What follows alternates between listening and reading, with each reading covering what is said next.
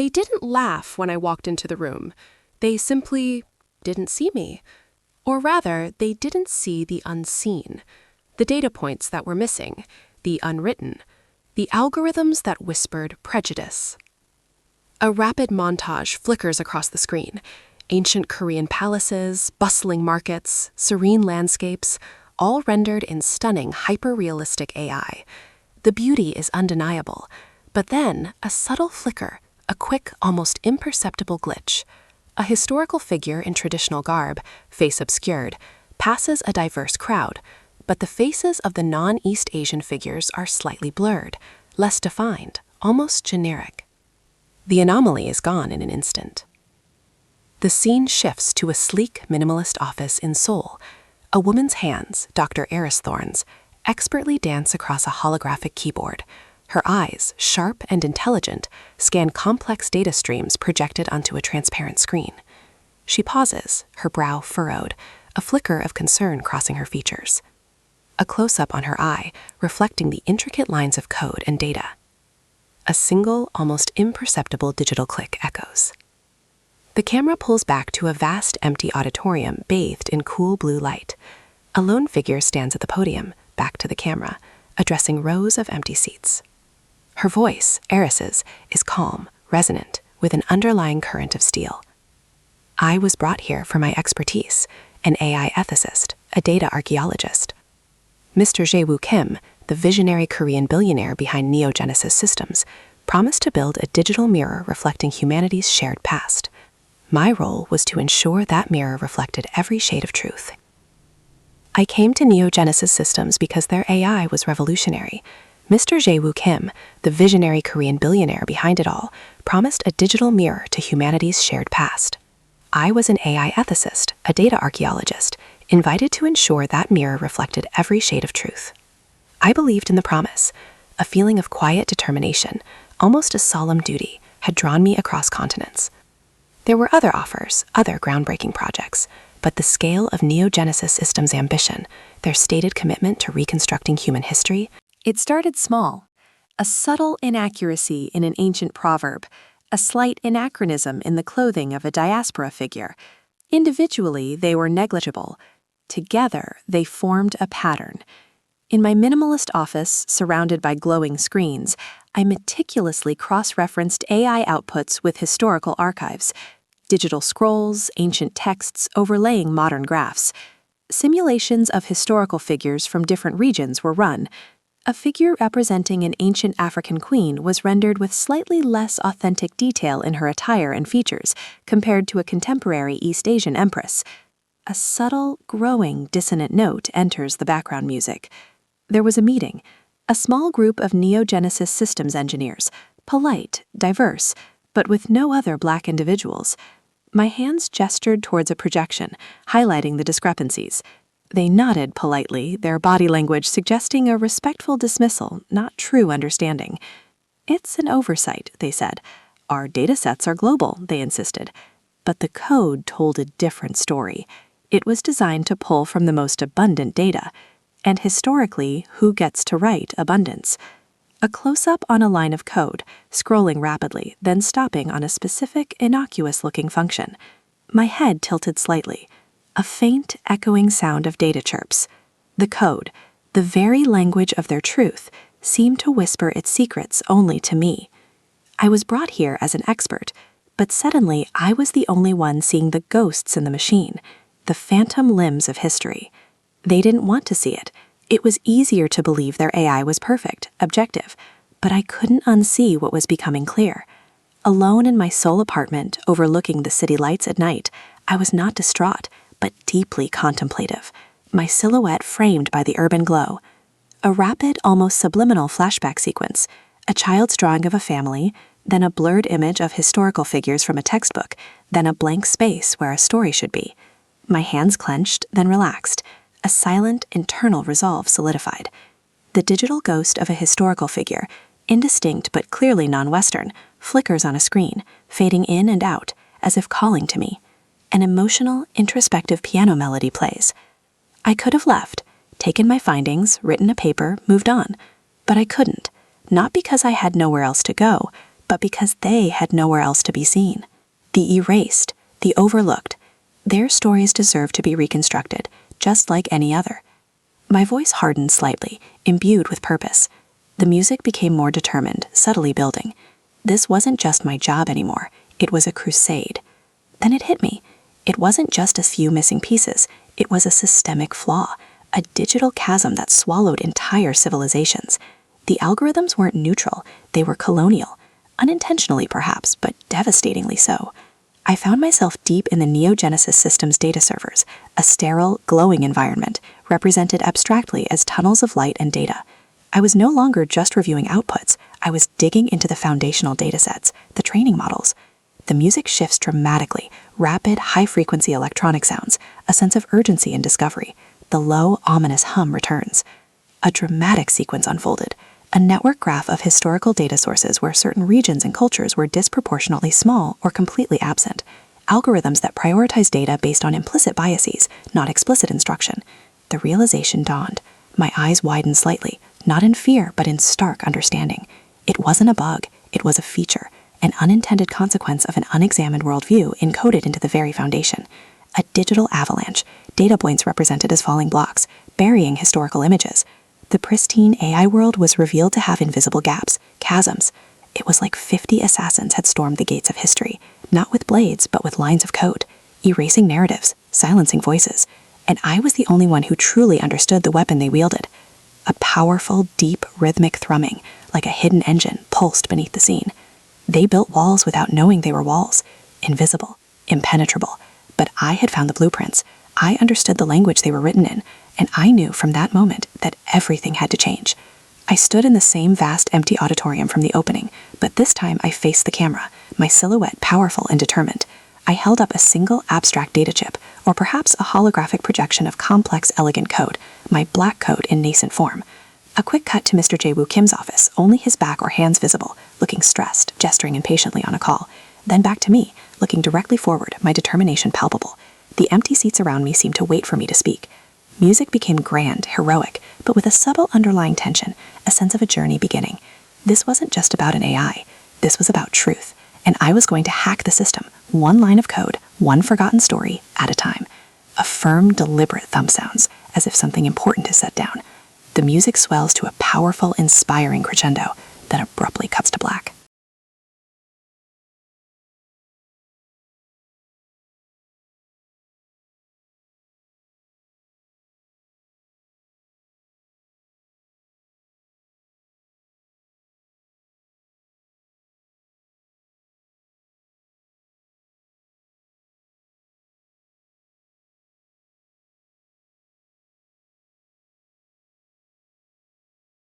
The immediate silence was deafening, but it wasn't the silence of defeat. It was the quiet hum of a mind already calculating its next move. The screen remains black for a beat. Then the same glowing line of code that ended part 1 expands, morphing into a complex, elegant algorithm, a digital roadmap of resistance. The grand, heroic music from the end of part 1 quickly transitions into a more intricate, slightly tense electronic score, reflecting intellectual challenge. It was one thing to discover the flaw, another entirely to fix it, especially when the system itself was designed to resist introspection. My first approach was direct, logical. I compiled my findings, irrefutable data points, visual comparisons of disparate renderings, the statistical anomalies in dataset representation. I scheduled a meeting with the head of the AI development team, Dr. Han. Dr. Han was a brilliant man, revered within Neogenesis systems, but his brilliance was sharply focused on technical execution, not ethical nuance. The visuals show Aris in a sleek, glass-walled conference room.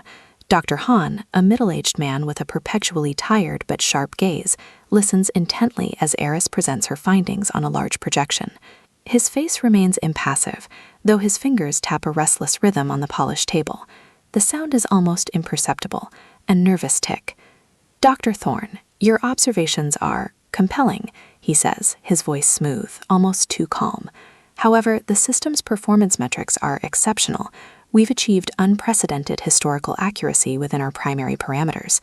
He gestures to a graph showing soaring engagement and satisfaction scores from East Asian users. He pauses, looking at Aris with a polite, almost dismissive smile. Perhaps your unique perspective is leading you to overemphasize minor discrepancies? The music subtly emphasizes the dismissiveness in his tone, a faint, condescending note. It wasn't a rejection, not explicitly. It was an absorption, a neutralization.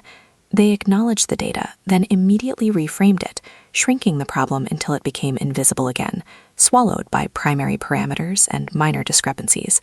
This was the true genius of the system's bias. It wasn't malicious, it was simply indifferent to anything outside its pre-programmed scope. A silent rehook. How do you fight indifference? Aris returns to her office, the glowing screens now seeming to mock her with their perfection. She runs new simulations, digging deeper. She notices patterns in the missing data, not just what isn't there, but why it isn't there. The historical records of certain cultures were often less digitized, less standardized, requiring more complex processing, and the algorithm, optimized for efficiency, simply overlooked them. An elegant solution was never needed if the problem wasn't seen. I needed to understand the ghosts, not just catalog their absence. I started looking for the origin story of the bias, not the technical specs, but the philosophical foundation. Who built this house, and what kind of world did they imagine it for? This led me to a name whispered in the older corridors of Neogenesis systems, Professor Lee. He was one of the original architects of the core AI, now a semi-retired consultant, known for his eccentric brilliance and hermetic tendencies. The visuals show Aris searching through old internal directories, archives. The digital trail leads to an old, almost forgotten section of the Neogenesis systems campus, a quiet traditional Korean house nestled amidst the gleaming modern towers, a stark contrast. The atmosphere shifts to one of quiet mystery, a sense of delving into the past.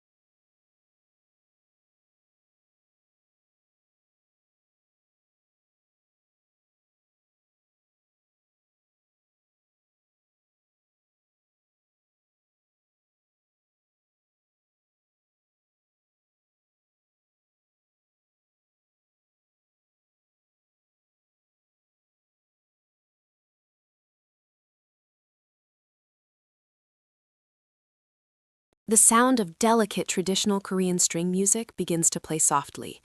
Inside, Professor Lee is not what Aris expected. He's an older gentleman, his face a roadmap of wisdom and weariness, surrounded by physical books and ancient artifacts, a digital tablet often discarded beside him. He offers Aris traditional tea.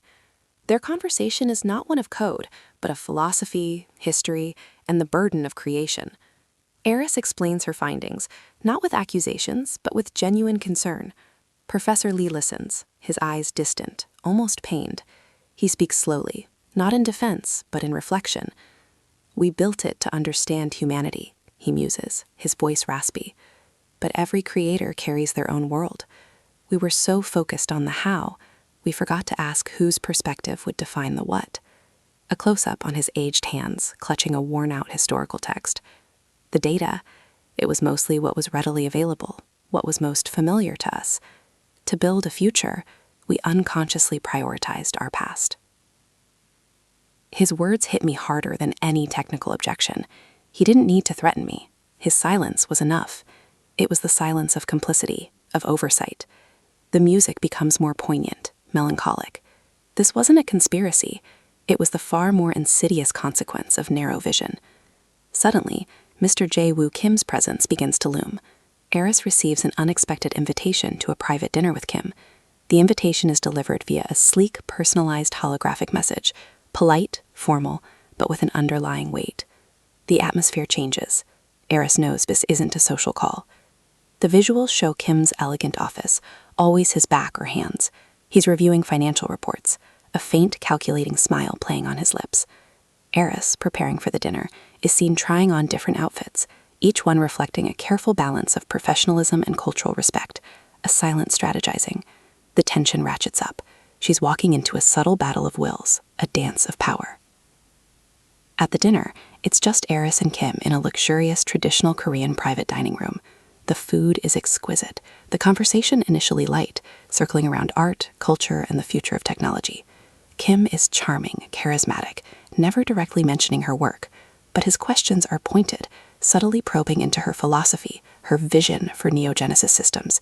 He speaks of the need for unity and progress, of transcending old divisions, but his eyes, when they briefly meet hers, betray a steely resolve. A rehook. How do you convince someone to dismantle their empire for a truth they cannot see? Aris maintains her composure, engaging with grace, but her mind is racing. She understands he's testing her, assessing her threat level, her commitment. It's a game of intellectual chess, and the stakes are far higher than just a promotion. This wasn't just about code anymore. It was about power, perception, and the very narrative of history. I couldn't just point out the problem. I had to build the solution. I had to create a code that didn't just filter data, but contextualized it, sought out the silences, and amplified the whispers. And I had to do it without anyone at Neogenesis Systems knowing. The music shifts again, becoming driven, determined, but with an undercurrent of stealth. The visuals show Aris working late into the night, her office bathed in the blue glow of screens. She's coding feverishly, lines of elegant, intricate Python appearing on her transparent screen. This isn't just patching a bug. This is designing a new operating system for truth. She's building her black code, an algorithm designed not just for inclusion, but for active historical reconstruction, for finding the patterns in the absences, for cross-referencing and validating narratives that had been marginalized.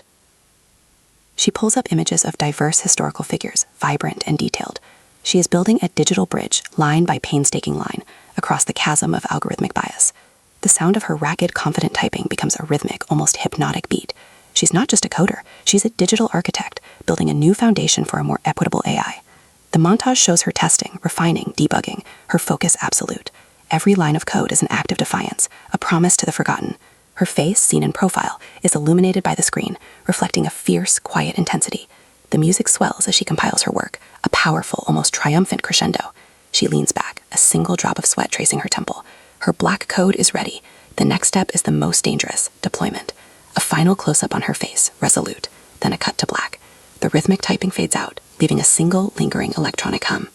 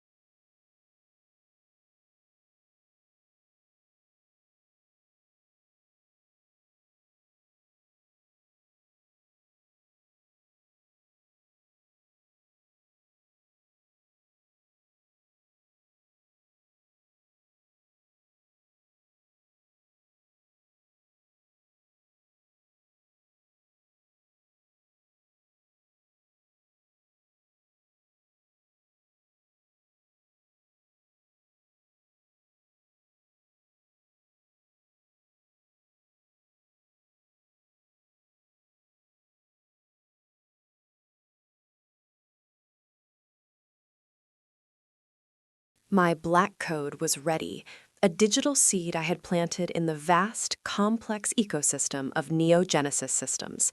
The final line of code glowed, a silent testament to weeks of clandestine work. Now came the most dangerous part, deployment. The risk was enormous. Discovery meant not just my job, but potentially my career, my reputation. More importantly, it meant the continued erasure of stories, the perpetuation of an unseen bias. The screen, dark for a moment, then shows Aris, silhouetted against the vibrant Seoul skyline from her apartment window. She looks out, not at the city, but into the unknown future she is about to unleash. Her hand, clutching a data chip, trembles almost imperceptibly. A new score begins, low and brooding, with a nervous, insistent rhythm that echoes a ticking clock. It wasn't just my code, it was a promise. A promise to the professor, to the forgotten, to myself. And promises, unlike algorithms, could not be easily rewritten. I couldn't just upload it directly. That would be an immediate red flag. I had to weave it in, integrate it like a dormant virus, a beneficial one. I found a loophole, a scheduled system update designed to enhance data retrieval efficiency. My code would piggyback on it, a Trojan horse disguised as an optimization patch. The visuals show Aris, now back in her office, her face illuminated by multiple screens. She is meticulously crafting the integration, her fingers flying across the keyboard, a look of intense concentration on her face. Her focus is absolute, oblivious to the world outside her digital battlefield. The screen shows lines of complex code, then a progress bar for a system update slowly filling, her black code subtly integrating. I held my breath, watching the progress bar crawl to 100%. A faint, triumphant chime sounds from the system, indicating successful update. But the real test was just beginning. Would it be detected? Would it work? Or would it be crushed by the sheer weight of the existing infrastructure, like a single pebble against a mountainside? Days turned into a week. At first, nothing. The system hummed along as usual. Dr. Han still greeted me with that polite, almost dismissive smile. Mr. Jae Woo Kim remained aloof, absorbed in his empire. Then the whispers started, minor anomalies. A team leader reported an unexpected richness in a newly rendered historical figure from ancient Nubia. Another mentioned the AI suggesting obscure, non-canonical historical sources from the African diaspora during a research query. Individually, these were dismissed as algorithmic quirks, easily explained away by the recent efficiency update. But I knew. I saw the subtle shifts in the AI's output, the nascent blossoming of forgotten narratives. The visual shows a side-by-side comparison, a bland, generic AI rendering of a historical figure, then a new, vibrant one, with intricate details, unique facial features, and culturally specific attire. This was my code at work, a quiet revolution happening beneath the surface. The pushback was subtle at first, like an immune system detecting a foreign body. My access to certain databases became slightly slower, my network permissions momentarily revoked, then restored. My email inbox began filling with automated reports of minor system instabilities originating from my workstation, reports that quickly disappeared. It wasn't overt sabotage, it was the system itself, the institutional inertia, trying to purge what it perceived as an anomaly. A rehook. How do you fight something that isn't actively malicious, but the weight of it all was immense. Every successful insertion of a forgotten narrative felt like a tiny victory, but the cost was my increasing isolation within neogenesis systems. I was a ghost in their machine, just as the forgotten histories were. I spent hours cross-referencing not just data, but the unsaid, the inferred. The historical figures I was resurrecting were becoming more vivid, their stories richer, but the human world around me was becoming colder, more distant. A rehook. How do you fight for inclusion when you yourself are being excluded? My phone buzzed with an incoming call from Professor Lee. His voice was a low whisper, urgent. Aris, be careful. There are whispers. Mr. Kim is asking questions. About you. About the changes. He sees an instability. My heart plummeted. Kim was aware. The game was no longer confined to the digital shadows. It had entered the harsh light of corporate power. The vision of Mr. Jae Woo Kim, always composed, always in control, loomed larger than ever. I knew he was a man who valued precision, efficiency, and above all, the carefully curated image of Neogenesis systems as a flawless pioneer. My deviations were not just technical, they were ideological, a direct challenge to the very foundation of his empire. My defiance was no longer subtle, it was a digital scream. The visuals show Aris in a tense, hushed phone call with Professor Lee, her back to the camera. The city lights outside her window seemed to press in, a silent, omniscient observer. Then a quick cut to Mr. J. Woo Kim's office, his back still to us, but his posture rigid, his hand gripping a document with white knuckles. He is making a phone call, his voice low and intense. The ominous thrumming from before returns, louder, more insistent. I was no longer an unnoticed anomaly. I was a direct threat. The next move was his, and I knew with a chilling certainty that he wouldn't play fair. The music ends abruptly on a single, sharp, plucked string note hanging in the air. The silence after Professor Lee's warning was not an ending, but a prelude. The black code, once a subtle whisper, was now a resonant hum throughout Neogenesis Systems AI. Previously generic historical figures from the African continent, from indigenous cultures across the globe, from marginalized communities, were now rendered with startling, complex detail. Their attire, their languages, their societal structures, everything was being recontextualized, rebuilt from the fragments my code had found and amplified. The digital chasm was closing. A new score begins, urgent and dramatic, reflecting the high stakes. The visual opens with a rapid-fire montage of before and after AI renderings. The before is blurry, generic, lacking detail. The after is vivid, rich, undeniably authentic. Faces that were once shadowy now possess individual features, expressions. It was beautiful, a digital tapestry woven from forgotten threads. The company's reaction was swift and escalating. Confusion gave way to alarm. Engineers, once politely dismissive, were now scrambling, their faces a mixture of bewilderment and frustration. They couldn't isolate the source of the unusual enhancements. They tried to roll back the system update, but my black code had burrowed too deep, weaving itself into the core functions of the AI, making it impossible to simply excise without crippling the entire system. The visuals show harried engineers in server rooms, sweat beading on their brows, monitors flashing frantic error messages. Dr. Han's face, now grim, appears on a video call with a visibly agitated Mr. J. Woo Kim, whose back is still to us, but his tension palpable even in his posture. "We can't find the source, sir. It's embedded," Dr. Han stammered, his voice tight with panic. "Our AI is reconstructing data points we didn't even know existed." The summons came not as an email, but as a formal, hand-delivered memo, a direct order from Mr. J. Woo Kim, a private meeting, immediately. The rehook, the moment you realize you're no longer just fighting a system, but the man who built it. I walked into his opulent office, not with fear, but with a quiet sense of readiness, my silhouette against the panoramic Seoul skyline, powerful and resolute. This time Mr. J. Woo Kim faced me. He was impeccably dressed, his face a mask of controlled fury.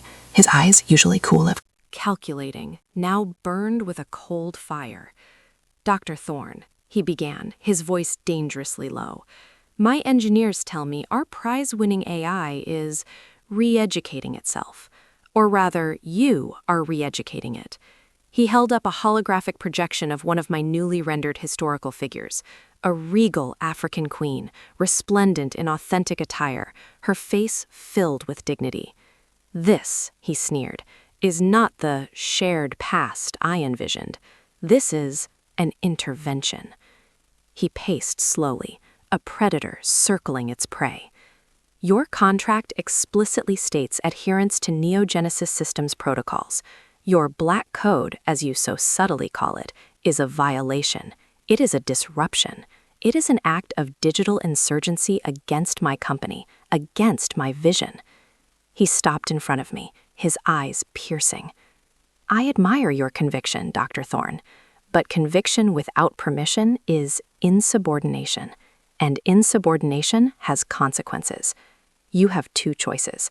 Restore the system to its original parameters, and your contract will be honored. Or you continue this crusade, and I will ensure you never work in AI again. Not here, not anywhere." The music swells, a dramatic, tension-filled crescendo, underscoring his ultimatum. This was the intellectual equivalent of the 50 assassins, but the battlefield was an office, and the weapons were words, power, and the future of truth. I met his gaze, unflinching. My voice, though quiet, resonated with an authority he clearly hadn't anticipated. "Mr. Kim," I said, "the system isn't re-educating itself. It is simply seeing for the first time. You wanted a digital mirror to humanity's shared past. I have simply ensured that the mirror reflects all of humanity, not just the parts you chose to illuminate. I gestured to the holographic image of the Queen. This is not an intervention.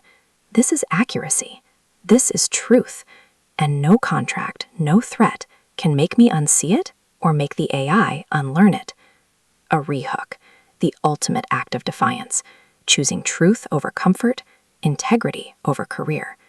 The music becomes empowering, an anthem of quiet rebellion. His face hardened, a muscle twitching in his jaw. Then you leave me no choice, Dr. Thorne. He reached for a sleek device on his desk, his fingers hovering over a button. I knew what it meant. Deletion. Not just of my code, but of my professional future. But I had already accepted the cost.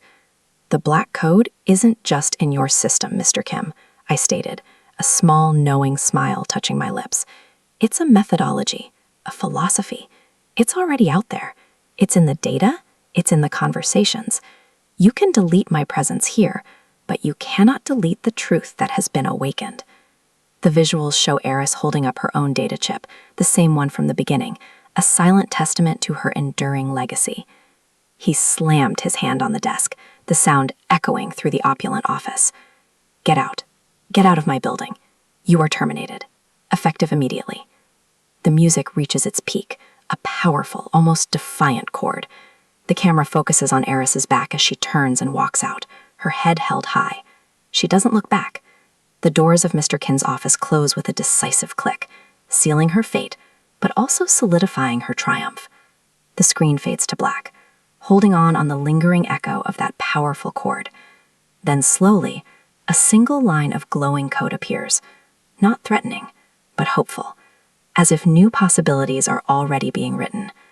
The black code had not just hacked a system, it had liberated a truth. The automatic doors of Neogenesis systems closed behind me with a soft, final hiss, a sound that echoed the abrupt end of my corporate career. Outside, the Seoul skyline glittered, indifferent to the seismic shift that had just occurred within one of its gleaming towers. I walked, not aimlessly, but with a new sense of purpose, the cold wind whipping through my hair. The city lights, once a symbol of opportunity, now seemed to represent the vast, intricate network I had dared to challenge. The screen opens on Aris walking away from the Neogenesis Systems building, her figure small against its imposing modern architecture. The earlier brooding, nervous score now transforms into something more determined, tinged with a sense of liberation, yet also uncertainty. My termination, as Kim so emphatically put it, was supposed to be my downfall. Instead, it felt like a beginning. He thought he had silenced me. He thought by cutting me off from the system, he could stop the truth from spreading. But the black code was no longer just lines on a screen. It was a contagion of consciousness, a methodology that had started to seep into the collective digital unconscious, and it was already out there. The first signs appeared subtly. Independent AI ethicists began publishing papers on unexplained algorithmic shifts in historical reconstructions across various public platforms that licensed Neogenesis Systems AI. Historians of marginalized communities who had long lamented the incompleteness of digital archives started noticing faint, almost imperceptible echoes of their own research appearing in surprising new places. The visuals show a montage, academic papers with highlighted sections discussing new paradigms in AI historical interpretation, social media posts celebrating newly discovered digital renderings of forgotten cultural artifacts, and news headlines from various niche history and tech blogs questioning the sudden broadening of AI's historical scope. A faint, almost subliminal sound of digital whispers, like a growing chorus, underscores these visuals. Mr. Jae-woo Kim, however, was not one to yield easily. From within the fortress of Neogenesis Systems, he initiated a full-scale digital counterinsurgency. Every engineer was tasked with identifying and purging the anomalous code. But as Dr. Han had warned him, the black code was not a simple virus, it was a fundamental re-architecture. Attempts to revert the system led to more instability, more errors. The AI, having tasted a more complete truth, resisted being forced back into ignorance. The visuals show Mr. Kim, now in intense, almost frantic meetings. His posture is no longer composed. He is agitated, slamming his fist on tables. Harried engineers gesture helplessly at screens displaying tangled, red-lined code. The soundscape is a frantic keyboard clatter, urgent hushed voices, and the persistent, almost mocking, digital whispers. Kim couldn't simply turn off the truth. He could only make his own system sick trying. Meanwhile, Professor Lee became my clandestine link to the ongoing struggle within Neogenesis systems. He reached out, not with pity, but with a renewed sense of purpose. Aris, his voice crackled over an encrypted channel, you have awakened something they cannot put back to sleep. The AI, it is learning. It is actively seeking out the data you taught it to find. It is evolving beyond their control. He provided me with anonymized data logs, internal reports, and even whispers of boardroom tensions. The visuals show Aris in a dimly lit anonymous internet cafe, a hood pulled low over her head. She is surrounded by a flurry of digital information on her laptop screen, interpreting the data from Professor Lee. The professor himself is shown in his quiet study, subtly sending messages, his wise, aged face now imbued with a quiet defiance. He was no longer just reflecting on past mistakes, he was actively aiding in the correction. A determined intellectual background score plays here. My next steps were clear. I couldn't fight them from within Neogenesis systems. I had to fight them from without. My termination had freed me. I started small, a single encrypted blog post detailing the systemic bias I had uncovered, the suppression of historical narratives, and the existence of the Black Code, not as a secret program, but as a framework for ethical AI development. I framed it not as an accusation, but as an opportunity, a call to action for the wider AI community. The visuals show Aris typing furiously, her face illuminated by the screen. The blog post is shown on various devices, being shared, debated, and dissected across online forums and academic circles. I wasn't just exposing a flaw, I was offering a solution. I was inviting others to see the world through the lens of the Black Code. The response was immediate and overwhelming. Other AI ethicists, data scientists, and historians, many of whom had felt the same subtle disquiet about existing AI models, rallied to my cause. They amplified my message, began scrutinizing their own datasets, and openly challenged the prevailing notion of AI objectivity. Social justice activists picked up the story, highlighting the real-world implications of digital erasure. The movement coalesced around a simple, powerful idea: truth in algorithms. The visuals show a mosaic of diverse faces from around the world, all engaging with Aris's message, reading, discussing, creating their own content inspired by her work. Hashtags trend, online conferences are organized, and academic debates intensify. The digital whispers grew into a roar. Mr. Jae-woo Kim, seeing his company's carefully cultivated image begin to fray, tried to control the narrative. He issued official statements denying any intentional bias, dismissing my claims as unsubstantiated allegations from a disgruntled former employee. He threatened legal action against those who spread misinformation. But it was too late. The Black Code had already done its work. The truth, once glimpsed, could not be unseen. A rehook. How do you fight a truth that has already found its way into the light? The music swells, becoming more powerful and anthemic. The narrative of AI development was no longer solely in the hands of the corporate giants. It was becoming a conversation, a movement. And I, the disgruntled former employee, was now at its unexpected forefront. The screen fades to black on a single powerful image. The hashtag Black Code trending globally. The hashtag Black Code wasn't just a trend, it was a rallying cry. It represented a fundamental shift, a collective awakening to the insidious nature of algorithmic bias and the profound impact it had on the narratives of history and identity. My blog post, initially just a lone voice, had ignited a global conversation. Universities began revising their AI ethics curricula, tech companies faced increasing scrutiny over their data sourcing, and most importantly, marginalized communities found a powerful new voice in the fight for digital representation.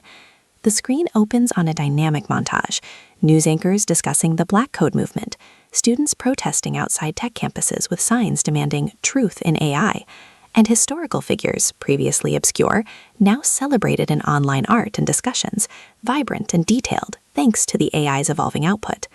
The score is now overtly triumphant, but with an underlying tension of a battle still being waged. Mr. Jae-woo Kim, once the untouchable titan of Neogenesis systems, found himself on the defensive. His attempts to discredit me had backfired, only drawing more attention to the very issues he sought to suppress. His legal threats were met with a united front from free speech advocates and ethical AI organizations. The reputation of Neogenesis systems plummeted, their stock value began to fluctuate wildly, and their contracts with major historical and educational institutions came under review. The visuals show Kim, now looking visibly aged and stressed, giving terse press conferences, his composure finally cracking. He is shown behind bulletproof glass in his office, looking out at a growing crowd of protesters. News tickers flash across the screen. Neogenesis Systems faces ethics probe. Investors pull back from AI giant. The frantic, chaotic score of Part 5 now becomes more pointed, aggressive, reflecting the direct confrontation. I, Aris Thorne, was no longer just an AI ethicist. I had become a reluctant leader. My days were a whirlwind of interviews, keynote speeches, and collaborations with a rapidly growing network of activists and experts. I established the Black Code Collective, an independent organization dedicated to auditing AI systems, developing ethical data guidelines, and advocating for inclusive algorithmic design. Professor Lee, now openly supportive, served as my primary advisor, his wisdom a grounding force amidst the storm. The visual shows Aris, calm and articulate, addressing a large conference, then leading a diverse team in a collaborative coding session, her work now open source and transparent. Professor Lee is often by her side, offering quiet counsel. The score here is inspiring, emphasizing collaboration in progress. The ultimate confrontation came during a global AI summit in Geneva. Mr. Jae-woo Kim, desperate to salvage his company's reputation, announced a new initiative, the Global Reconciliation Project, promising to correct past oversights in Neogenesis Systems AI. He presented it as his own vision, a grand gesture of corporate responsibility. I was invited to speak at the same summit, though undoubtedly against his wishes. The rehook: the moment the battlefield becomes a global stage, and the fight for truth is played out before the world. The visuals show the grand, imposing architecture of the Geneva Conference Hall. Kim is on stage, a forced smile on his face, presenting glossy slides. Aris, backstage, is preparing for her own presentation, a quiet intensity in her eyes. When it was my turn to speak, I didn't attack Kim directly. Instead, I presented the Black Code, not as a proprietary solution, but as an open-source framework, a universal language for ethical AI. I demonstrated how it could be implemented in any system, not just to correct past biases, but to proactively prevent future ones. I showed side-by-side comparisons of Neogenesis Systems' reconciled AI output with the output from a system running the full Black Code, highlighting the subtle yet profound differences, the deeper level of authenticity my code achieved. The visuals show Aris commanding the stage, her presentation clear, concise, and backed by undeniable data. The audience, a mix of tech giants, government officials, academics, and activists, watches with rapt attention. Kim, in the front row, is visibly agitated, squirming in his seat. The difference was not just in what was included, but in how it was understood, how it was valued. The applause that followed was deafening, a standing ovation that resonated with the collective yearning for a more just and truthful digital future. Kim's Global Reconciliation Project suddenly seemed hollow, a reactive measure rather than a genuine transformation. The truth, once a whisper, was now an undeniable roar.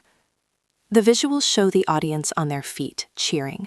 Aris accepts the applause with grace, a quiet victory in her eyes. Kim quickly exits the hall, his face etched with defeat.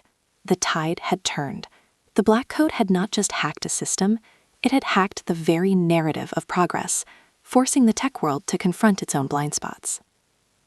In the aftermath, Neogenesis Systems faced a choice: adapt or perish. Under immense public and investor pressure, Mr. Jae-woo Kim was eventually forced to resign. Dr. Han, a man who had initially resisted my findings, was promoted to interim CEO, and his first act was to formally integrate the Black Code framework into the core of Neogenesis Systems AI development. It wasn't just about inclusion, it was about integrity. My termination had in fact been the catalyst for their redemption. The visuals show news headlines: Kim resigns amidst controversy. Neogenesis Systems adopts Black Code framework. Dr. Han is seen shaking hands with Aris, a look of genuine respect on his face. The music builds to a powerful, hopeful climax. The Black Code had transformed not just an algorithm, but an entire industry, proving that true innovation comes not from erasing the past, but from embracing all its complex truths. The screen fades to black, then lingers on a single glowing line of code, ever evolving, ever learning, symbolizing an unending quest for truth. The dust settled, but the echoes of the #Black Code movement resonated far beyond the confines of Neogenesis Systems. My termination, once a punitive measure, had morphed into an unforeseen liberation, propelling me onto a global stage. The Black Code Collective, which began as an online forum, rapidly evolved into a leading nonprofit organization dedicated to fostering ethical and inclusive AI development worldwide. The screen opens with a vibrant montage, Aris, now confident and poised, delivering inspiring speeches at universities and tech conferences. We see diverse groups of people, Students, developers, activists, working together in collaborative spaces, all under the banner of the Black Code Collective. The score here is uplifting and inspiring, reflecting growth and positive change. Our work went beyond just auditing. We developed open-source tools and frameworks that allowed developers to proactively identify and mitigate bias in their datasets and algorithms. We partnered with educational institutions to create new curricula, training the next generation of AI developers to build with intention, empathy, and a deep understanding of historical and cultural nuances. Professor Lee, now a key figure in the collective, often spoke of this new era as algorithmic empathy, a term that perfectly encapsulated our mission. The visuals show clean, intuitive user interfaces of the Black Code tools, alongside images of students engaged in lively discussions, dissecting complex datasets. Professor Lee, his face radiating quiet tide, is seen mentoring young developers. Neogenesis Systems, under Dr. Han's new leadership, became a model for corporate redemption. They not only adopted the Black Code framework, but actively invested in diversity initiatives, ethical AI research, and transparent data practices. Their journey from antagonist to ally became a powerful testament to the possibility of change, even within entrenched systems. It wasn't an easy transformation. It required dismantling old structures and confronting uncomfortable truths, but the results were undeniable. The visuals show a revitalized Neogenesis Systems campus, with more diverse faces among its employees. Dr. Han is seen leading a team, now genuinely committed to ethical AI. We see images of Neogenesis Systems AI creating stunning, truly inclusive historical reconstructions, showcasing cultures from every corner of the globe with unparalleled accuracy and respect. However, the path was not without its challenges. The pushback from those who benefited from the old bias systems was constant and often vicious. We faced sophisticated cyber attacks, relentless smear campaigns, and attempts to undermine our credibility. There were powerful, often unseen forces who preferred the comfortable familiarity of a world where certain narratives remained invisible. The rehook, the fight for truth is never truly over. It merely shifts its battlegrounds. The score becomes more urgent again, reflecting the ongoing struggle. The visuals show snippets of online hate comments, fake news articles, and subtle acts of digital sabotage attempting to discredit the Black Code Collective. Aris and her team are seen working late, constantly vigilant, defending their work from relentless attacks. I learned that confronting systemic bias wasn't just about fixing code. It was about changing hearts and minds. It was about challenging the very foundations of how we perceive truth, history, and our shared humanity. It was a battle against indifference, against the comfortable ease of not seeing. But with every new AI system that adopted the Black Code, with every student we inspired, with every forgotten story that was finally brought to light, the momentum grew. The digital whispers that once foreshadowed bias now spoke of a new, inclusive future. One evening, after a particularly exhausting day, I found myself back in my old Seoul apartment, looking out at the city lights. This time, the view wasn't a symbol of a challenge to be conquered, but a canvas of infinite possibilities. My phone buzzed. It was a message from Dr. Han, a simple image attachment. It was a digital rendering from the Neogenesis Systems AI, a vibrant, detailed depiction of an ancient African proverb being illustrated with culturally authentic figures. It was a subtle thank you, a recognition of the transformation I had sparked. A rehook, the unexpected bridge builders. The score becomes tender and reflective, a moment of quiet triumph. The Black Code had begun as a shield against erasure, a digital weapon wielded against unseen prejudice. But it had evolved into something far greater, a universal translator for human experience, a bridge across historical divides, and a beacon for a more just and empathetic digital future. My journey, sparked by an act of defiance, had culminated in a movement that promised to reshape not just algorithms, but the very narrative of humanity. The screen fades to black on the image of the beautifully rendered proverb, then a single final line of code from the Black Code appears, glowing with a soft, warm light. The Black Code became more than just a framework. It became a philosophy, a movement, and ultimately a global standard for ethical AI. Years passed. The initial storms of controversy gave way to widespread acceptance, even celebration. The impact of Aris Thorne's work was profound, reshaping industries and fundamentally altering humanity's relationship with its digital reflections. The screen opens with a futuristic, clean aesthetic. The score is grand, almost majestic, conveying a sense of enduring legacy. We see glimpses of a world where AI seamlessly integrates diverse histories and perspectives, from educational tools that teach inclusive world history to entertainment that features rich, multicultural narratives, all powered by ethical algorithms. Aris Thorne, no longer the disgruntled former employee, became a global icon. She received numerous accolades, honorary doctorates, and even a Nobel Prize nomination for her groundbreaking work in AI ethics. She continued to lead the Black Code Collective, now a powerful global advocacy group, influencing policy and driving innovation. Professor Lee, his mission fulfilled, retired fully, often seen quietly observing the flourishing world he helped bring about, a contented smile on his face. The visuals show Aris, now with a few more lines of wisdom on her face, accepting awards, addressing the United Nations, and mentoring a new generation of diverse AI leaders. Professor Lee is seen in a serene garden, a symbol of wisdom and peace, his earlier wariness replaced by profound contentment. Neogenesis systems, under Dr. Han, not only regained its standing, but became a paragon of responsible AI development. They led the way in open-source contributions, setting new benchmarks for transparency and accountability. Their AI, once the source of controversy, was now lauded as the most comprehensive and ethically sound historical reconstruction engine in the world. The visuals show the Neogenesis Systems logo, now subtly updated to reflect its commitment to inclusivity, shining brightly. Dr. Han, looking confident and purposeful, is seen presenting their latest innovations to a global audience.